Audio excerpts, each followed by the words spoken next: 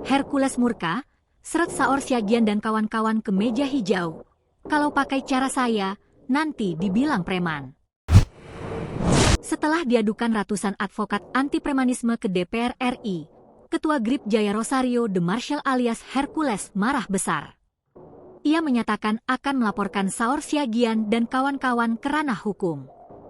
Hercules merasa terganggu karena, menurutnya, tanpa sebab yang jelas, mereka tiba-tiba muncul di Komisi 3 mendesak aparat untuk menangkap dirinya. Jadi kaget, istri, anak, dan semua keluarga saya kaget. Ini semacam pengancaman dan provokasi terhadap keluarga saya.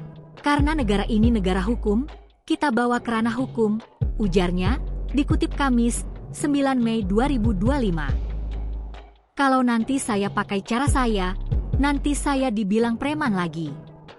Namun, Hercules menegaskan tidak akan memakai cara-cara kekerasan karena kini ia sudah sadar dan bertobat.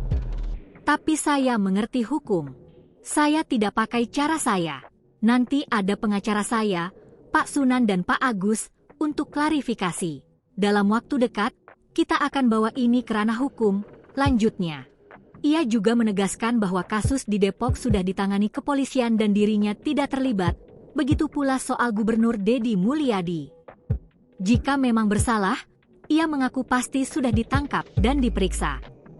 Kenapa polisi tidak menangkap Hercules? Ujarnya retoris. Ia menyayangkan sikap Saor Siagian dan kawan-kawan yang mengatasnamakan profesi pengacara, padahal menurutnya mereka seharusnya paham hukum. Istri, anak, dan keluarga saya merasa terganggu. Tapi saya sudah biasa. Saya nggak takut digertak. Peluru meledak di kepala saya saja saya nggak gentar. Pak Yayat, Letjen Yayat Sudrajat, ancam tembak saya pun saya nggak gentar. Apalagi Saor Siagian, tutupnya. Download Tribun X sekarang. Menghadirkan lokal menjadi Indonesia.